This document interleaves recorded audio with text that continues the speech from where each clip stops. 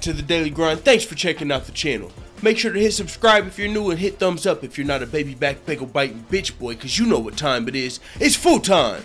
MMA. Conor McGregor is loyal to a fault. You gotta admire it, right? Somebody's like, oh my god, this Conor McGregor dick rider. Somebody's pissed off right now. Conor McGregor, loyalty, loyalty, loyalty. Hey, no, but check this out. This is gonna go both ways. I mean, this is gonna probably piss off everybody, the Conor McGregor haters and the lovers. I mean, but who gives a fuck? Let's go.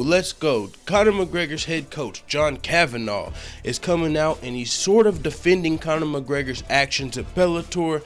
Conor McGregor, as we know now, was removed from his December 30th bout versus Tony Ferguson, which was revealed by Mike Mazzulli, the president of the Association of Boxing Commissions, the ABC, on the MMA Hour today with Ariel Helwani. He revealed that the UFC contacted him less than 2 hours after Conor McGregor's incident and informed him that Conor McGregor was removed from his bout December 30th, where he was scheduled to defend his title for the first time ever versus Tony Ferguson.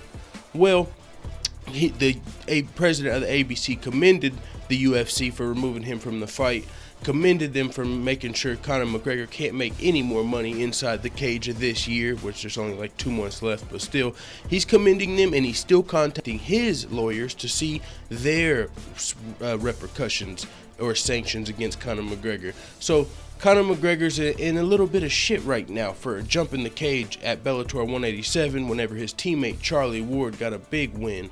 Now, his teammate Charlie Ward, as John Kavanagh describes, him and Conor McGregor have like a special relationship, which is pretty funny considering I was just watching the MMA Hour and Rampage Jackson talked about the flying guard right there. He said, I mean, whenever my teammates don't win, I don't just go jump flying guard on them. Oh god, you gotta go listen to that full Rampage Jackson interview. The dude's the fucking GOAT. He's hilarious. And hey, he talked about, well, this ain't a fucking Rampage video. Anyway, so Conor McGregor, Charlie Ward, he jumped the fence, the referee, but the thing was, the fight wasn't all the way over. Conor McGregor didn't wait until they opened the cage doors to come in and celebrate. No, he jumped the fence. The referee went to check on the other guy that just got knocked out. And before he did that, he put his hand on Conor McGregor a little bit, like, hey, what are you doing in here? You know, back up a little bit. A lot of people are saying, well, why did he even put his hand on Conor McGregor? He initiated that. Like, what? Conor McGregor started it by jumping in the ring, bro. If Conor wasn't in the ring, he wouldn't have had to put his hand to separate Conor McGregor. If that was anybody, if that was a guy, Conor, now mind you, Conor McGregor wasn't even a corner man in this fight. He was just a fan, a spectator at this point. So if a spectator jumps in the ring to celebrate, you're telling me the referee shouldn't? Hey, what are you doing? Or are you saying that just because it's Conor? Or are you saying if the referee does stop the fan that jumps in, the fan has the right to then assault, which is the word they're using, the referee? And a lot of people say, how was that assault? You know, Conor McGregor just pushed him. It was just like, that's not an assault. Well, the letter of the law, that's definitely an assault. If you go push somebody in the public, especially a referee at a fight anywhere, and they press charges, they're going to be pressing assault charges. They're not going to be pressing pushing charges on you. It's going to be called assault. And the president of the ABC said the word assault today, describing Conor McGregor's actions. And it's really serious, especially considering he's putting his hand on a referee. Now, John Kavanagh's defending his actions. I'll read what John Kavanagh had to say. I believe this was on a TV show in Ireland or something, I believe. Now, let's get to it. On TV3's The 6 O'Clock Show, John Kavanagh addressed Conor McGregor's controversial appearance at Bellator 187. This is what he had to say. Charlie is one of Conor's very close friends, and he's coming off of 2 pretty devastating losses. He lost fast and hard in both of his UFC fights and was dropped by the UFC, and then he fought on Bellator. So when you're seeing someone that you're close with 2 bad defeats and has a great victory in front of his hometown crowd, he got a bit emotional. He jumped in and he didn't realize that the fight had not actually been called. He thought when he knocked the guy down it was over, but it was actually just the end of the round. The fight wasn't over. Now that's a part we haven't really talked about, because that, you know, the whole fact that Conor McGregor jumped in and pushed the overshadowed that. this knockout happened at the last second of the round, so it wasn't even 100% official the fight was over. So Conor McGregor could have interrupted a fight that was still going on. You know, the fight, it wasn't clear whether the bell went off or whether the referee was stopping the fight because of the bell or because I was knocked out. But if it was because of the bell, well, in that case, the fight goes on. There's one more round unless the fighter can't continue, which might have happened. But Conor McGregor jumped in before the actual conclusion of the fight. You know what I'm saying? So that kind of is worse, but that's not even the biggest deal. Even though that makes it a little bit worse, that's not as big of a deal as putting your hands on the referee and shit. Even though that's a big deal, jumping in a fight before the fight's actually over, especially because at that point, I mean, if the fight wasn't over, they could have disqualified, you know, your teammate. Like, hey, you just had a fan jump in and sell it. You know what I'm saying? Bad things could have happened, but I mean, the fact that this is Conor McGregor makes it that much. There's other things that are bigger than the fact that, you know, the controversy, whether was the fight over or not, because the fight did end up ending right after that. The guy, even if Conor McGregor didn't jump in, they probably would have stopped the fight there because the guy was still stumbling, you know, whenever Conor McGregor pushed the referee and shit. But either way, John Kavanagh continues. He says he thought when the guy was knocked down it was over, but it actually just happened to be the end of the round. So John Kavanagh saying that the fight wasn't over, so that's interesting.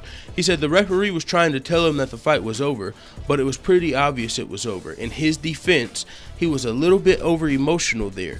But you sort of understand when you know his and Charlie's relationship over the last number of years. And you see, that's where the defense comes in. Whenever you say in his defense, that, you know, it's defending his actions. He was a little bit over emotional. You know, he was a lot of bit over emotional. So over emotional, he jumped in the ring and this nigga was supercharged. But that's all good. I mean, now the reason this is a big deal to me, and I'll just stop with the comments right there. The video's almost over because I just wanted to get to his defense. I talked about this previously in a video.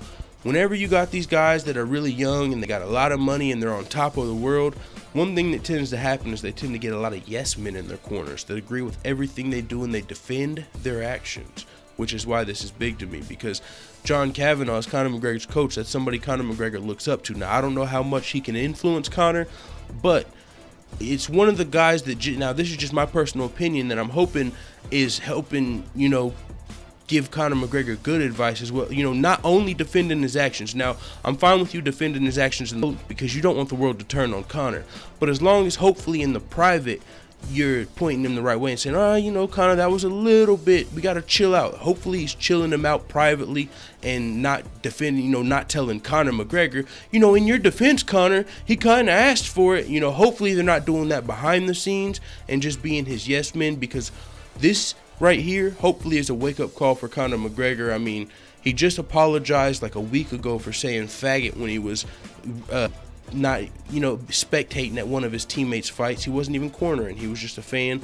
He was watching Artem Lobov fight Andre Fili at UFC Gdansk, and he got caught backstage saying faggot. He had to apologize for that. Now, this is a week or two later, and he's coming out, and this happened. So, and this was spectating another teammate's fight. So, Conor McGregor, hopefully this is a wake-up call, because he's got removed from his fight versus Tony Ferguson. Probably going to end up getting stripped of his title. When he comes back, he won't be a champion. I mean, that doesn't mean much. People aren't tuning in to see Conor McGregor defend his belt. They're tuning in to see Conor McGregor fucking super fights by this point. The casual fans, honestly, might not have watched Conor McGregor versus Tony Ferguson. Some of them would have, but all of them, no. If you talk about Conor versus Nate, everybody's watching. Conor versus GSP, everybody's watching. So this is definitely not the end of Conor McGregor, but hopefully it's a wake-up call. We don't want to see Conor McGregor never come back to combat sports because something happens, you know. So, hey, it is what it is. Let the full-time family know what the fuck you time at in the comments. I'm out.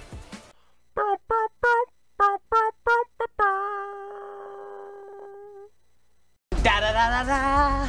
It's the motherfucking DOWG.